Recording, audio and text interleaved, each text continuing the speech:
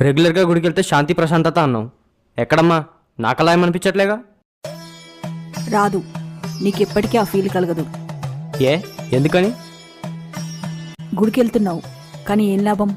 ఉన్నా కాసేపు మొబైల్లో మునిగిపోతున్నావు. వాట్సాప్లో చాట్ చేస్తున్నావు, ఫేస్బుక్లో ఫ్రెండ్స్ అంటున్నావు, ఇన్స్టాలో రీల్స్ చూస్తున్నావు.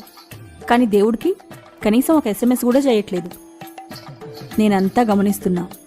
గుడికెళ్ళినా కాసేపు మొబైల్ పక్కన పెట్టి కళ్ళు మూసుకొని దేవుణ్ణి తలుచుకోవచ్చు కదరా. అంత పవిత్రమైన ప్లేస్లో కూర్చొని కూడా అలాంటి పనులు చేయడం అవసరమా? క్షమించమ్మా. ఇప్పటి నుంచి దైవ కార్యంలో ఉన్నప్పుడు మొబైల్ వాడడాన్ని మాటిస్తున్నాను. అమ్మా, దేవుడికి SMS అన్నావు కదా, SMS అంటే? సంపూర్ణ మనసుతో స్మరణ.